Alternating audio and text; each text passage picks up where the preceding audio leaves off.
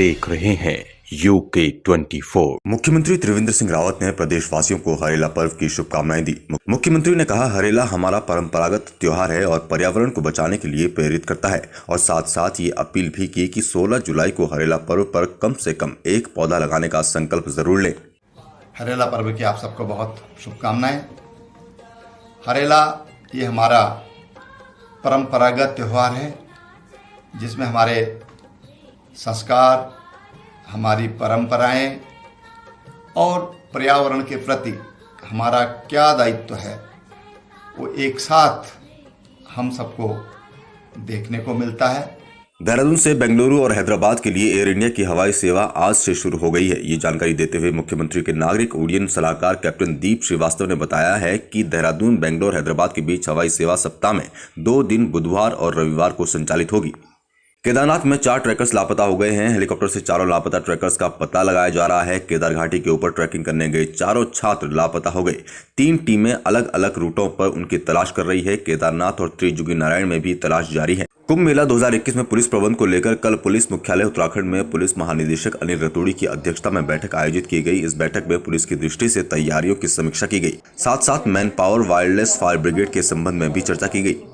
2021 में कुंभ मेला होने वाला है, उसकी पुलिस की दृष्टि से तो उसकी तैयारियों की समीक्षा की गई है पुलिस मुख्यालय द्वारा डीजीपी महोदय की अध्यक्षता में, और जो हमें तैयारियां करनी हैं उस सब की चर्चा की गई। उत्तराखंड वापस लौटे प्रवासियों को रोजगार और पहाड़ों से पलायन रोकने के लिए राज्य सरकार को सुझाव देने को कांग्रेस ने कंडारी समिति का गठन किया है। मातबर सिंह कंडारी की अध्यक्षता में एक समिति का गठन किया गया। कांग्रेस प्रदेश उपाध्यक्ष सूर्यकांत धस्माना ने बताया कि कांग्रेस राज्य के प्रमुख विपक्षी पार्टी है और राज्य में 10 साल सरकार चलाने का तजुर्बा कांग्रेस के पास है। उन्होंने कहा कि राज्य में बेरोजगार युवाओं को सरकारी, गैर सरकारी दोनों क्षेत्रों में रोजगार मिले। कंडारी समिति का गठन इस मंतव्य से किया है कि राज्य में जो हमारे तमाम प्रवासी आए हैं, परिस्थितिवश जो रिवर्स माइग्रेशन हुआ है वो सरकार के प्रयास से नहीं हुआ या लोगों की अपनी इच्छा से नहीं हुआ।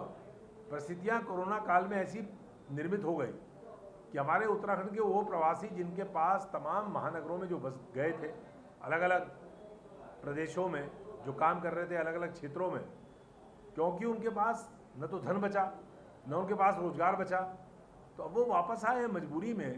तो वो दोबारा से काम की तलाश में अपना घर न छोड़ें, अपना पहाड़ न छोड़ें, उनको वहीं बसने के लिए सरकार ऐसा इंतजाम करे कि उनके हाथों को रोजगार मिले। तो हमने, क्योंकि कांग्रेस का तजुर्बा 10 साल का इस राज्य में शासन करने का है। मुख्यमंत्री त्रिवेंद्र सिंह रावत ने कोविड-19 के कारण उत्तराखंड लौटे प्रवासियों के संबंध में ग्राम्य विकास एवं पलायन आयोग द्वारा तैयार की गई रिपोर्ट का विमोचन किया। मुख्यमंत्री ने कहा कि मुख्यमंत्री स्वरोजगार योजना से लाभ उठाने के लिए अधिक से अधिक लोगों को प्रेरित किया जाए। इसमें विभिन्न विभागों में संचालित योजनाओं को आच्छादित किया गया है। इसके समन्वय के लिए राज्य स्तर पर एक प्रकोष्ठ की स्थापना भी की जाएगी। सबसे अधिक प्रवासी पौड़ी और अल्मोड़ा से लौटे हैं तथा अन्य राज्यों से 80.66 और विदेशों से 0.29 प्रवासी लौटे हैं। मुख्यमंत्री त्रिवेंद्र सिंह रावत ने बुधवार को ट्रेड लाइसेंस, संपत्ति एवं मिश्रित सेवाओं को ऑनलाइन करने हेतु बनाए गए सॉफ्टवेयर का शुभारंभ किया। मुख्यमंत्री ने कहा कि ऑफिस कार्यप्रणाली लागू होने से जहां विभागीय कार्यप्रणाली में तेजी आएगी, वहीं गुणात्मक सुधार भी होगा और वहीं नागरिक सेवा को ऑनलाइन किए जाने से पारदर्शिता तथा जवाबदेही में वृद्धि होगी। NSUI द्वारा लगातार दूसरे दिन भी HMRD विश्वविद्यालय प्रशासन के खिलाफ धरना जारी रहा। जिस प्रकार से HMRD द्वारा विश्वविद्यालय को अंतिम वर्ष की परीक्षाएं सितंबर माह में करने के निर्देश दिए हैं, उसका NSUI विरोध कर रही है। NSUI की अंतिम वर्ष के छात्र छात्राओं को भी पूर्व प्रदर्शन के आधार पर प्रमोट किया जाए व 1 सेमेस्टर का शुल्क माफ किया जाए। इन दोनों मांगों को लेकर NSUI 14 जुलाई से DAV महाविद्यालय परिसर में धरने पर बैठे हैं। पेरीनाग मल्लिकार्जुन स्कूल द्वारा विद्यालय के चारों ओर पौधारोपण कर हरियाली की गई। नवनियुक्त प्रधानाचार्य आनंद सिंह नेगी के नेतृत्व में सामाजिक दूरी का ध्यान देते हुए पौधे रोपण किए गए और उन्होंने बताया कि हरेला पर्व में सभी को एक एक पौधा अवश्य लगाना चाहिए। विद्यालय परिवार के सभी कर्मचारियों ने, कुछ अभिभावकों ने और कुछ बच्चों ने मिलकर वृक्षारोपण के इस कार्यक्रम को संपन्न करने में अपनी बहुत ही महत्वपूर्ण भूमिका अदा की है।